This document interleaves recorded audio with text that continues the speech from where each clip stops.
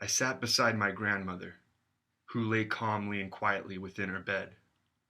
Nothing but her shallow breaths penetrated the atmosphere of her room. I intently watched her chest as it rose and fell.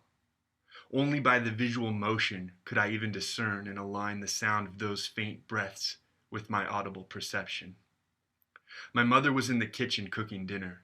My father was in the den, listening to the radio.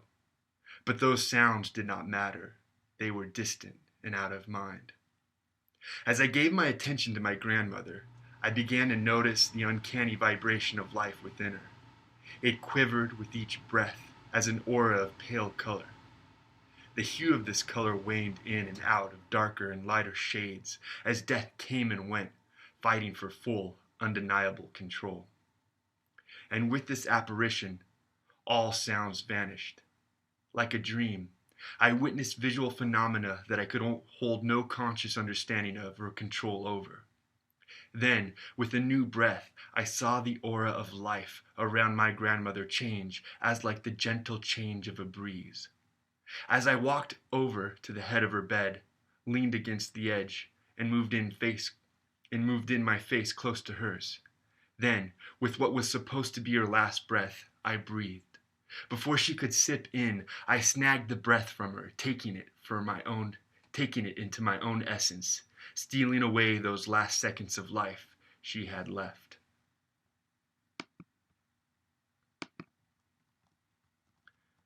For a moment, I tasted death. As a fortune teller communes with the future, so this breath within me told of death and its beyond.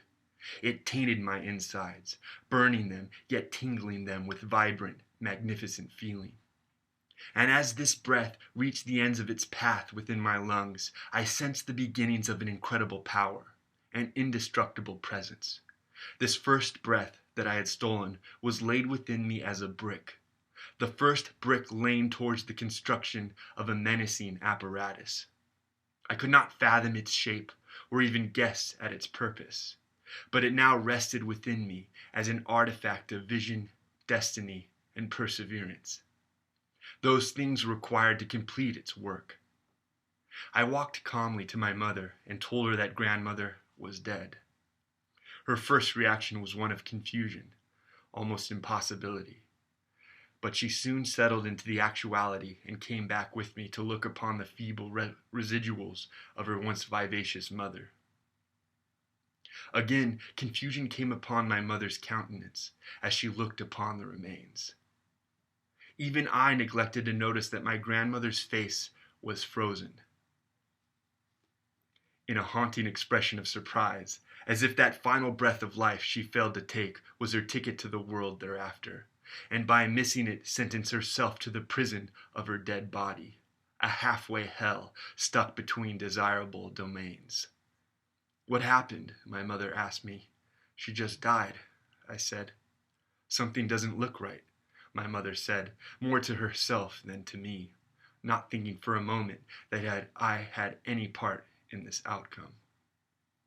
"She looks like she is in horror," my mother continued, her words breaking off into sharp, piercing sadness. "Mom," she started to scream. "Mom, what happened?" At this time, my father came into the scene and put his arms around my mother to calm her. But there was nothing calm about the next 5 minutes. My mother continued to beseech some lingering aspect of my grandmother in hopes of finding the justification of her death, and my grandmother, in return, did not remain silent. Her body moaned. By some power left in her essence, she harrowed her bones, dispatching them into tremendous splintering, and with the splintering, tremendous sound. And the louder my mother called out to my grandmother, the louder her body convulsed, until there was nothing left to splinter, and my grandmother's body lay still once more, exhausted of any further communicative potential. With my grandmother's silence, so my mother became tranquil. And with that, with my grandmother's death, and death beyond death, I, an 8-year-old boy, started a new life. There were certain soothsayers that believed my grandmother had been cursed, but each new soothsayer that my parents gave incredible amounts of money to gave a different testament regarding the occurrence. It was only when one man of the spirits told my parents that my grandmother had perpetuated into holiness that they stopped on their hunt for answers, although their lack of money, regardless, would have ceased such a fruitless obsession. And by this time, years had gone by, dwindled, withered years. There was no security, there was no love, but those things to me were trivial. My interests were on far greater things. Throughout those early years left of my life, I spent unreasonable hours walking the halls of rest homes, looking upon time-worn lives, waiting for their auras to sing to me the song of death's sweet serenade, so that I might pilfer its tune. And I did, many times. My name and my face became quite recognized around these diminished communities of my wanderings. My friendships were many, but there was not a single one of truth. They were all hollow and solely created for my selfish agenda. Many of those friends gave me the precious gift I desired, and many did not, those that lived beyond the limitations of my stays. There was a certain art to what I did with my gift. I had to know death. I had to notice its approach and catch it at its work. And over the many years acting upon my abilities, I became more and more skilled. So much so that I could sense death in the same way animals sense riotous weather and earthquakes. By the time my younger years were expired, I had collected dying breaths from close to 100 souls. These accumulated building blocks lining my insides began to significantly influence the architecture of the structure within me. It began to have weight and impact. I could feel it in my bones and in my blood. I could feel it in my mind, a steel-like cognizance wrought with compounded archaic thoughts. To me, awful unhinged power was this fortress emerging inside, and I had, like I always knew, to complete it. When my family dissolved, by death and foreign distance, I went out living on my own, but I built an immunity towards life, living it, acting upon it, reveling within it. And so I could not cope with the responsibilities it demanded. I became homeless, and under such circumstances I became ragged and despicable. My road towards finishing the fortress within me impressively changed. The stalking of the elderly was no more an innocent and illusionary thoughtful act. So focused on my goal, I forced myself upon people and situations that degraded me and humiliated me. Even other outcasts left me to my own asylum. In this time of weakness, as I still yearned feverishly towards my looming purpose, I gave myself away to the abstract measures of faith. I began to believe in distant, watchful eyes that would hold me true to the course I plotted.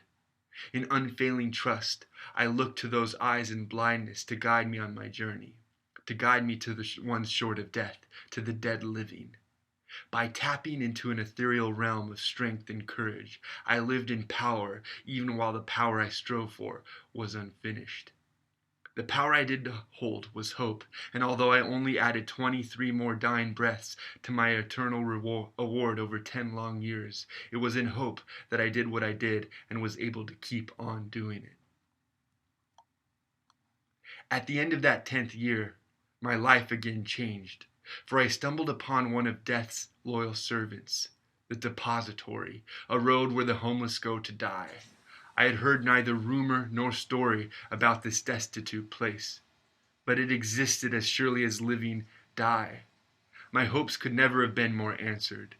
There was an abundance of the dead living there, dozens and dozens of those biding their days, hours, and minutes, until the partition of their existences. When I stumbled upon it in the dead of the night, while I traveled upon country I did not know, I thought it was but a dream to tease and torture me. But quickly my sensory of death erupted like flares within my mind, thrusting my belief into acute hunger. In the days following, even after I had stolen away death, I could hardly fathom the surreal haze of it all. It was too good. It was so much. It was so real. By mercy, the eyes of my guiding had laid before me a platter to feed the nation inside me. It was not in luck or chance or fairy tale or reverie that this land of failing life resided. It was by the glory of my destiny that brought it into being. My destiny alone had beckoned forth this gathering, an offering to the culminating presence inside me. After several weeks, I had accumulated the dying breaths that were there for the taking. These weeks were but minutes compared to the hellish years that preceded them. At the end of this harvest, I came to a mysterious revelation that it only needed one more breath, one more brick to complete the fortress. I could see the fortress inside me in all of its splendor. I could feel its immensity and draw near to its shade. Through all the patience of the world, I had none now.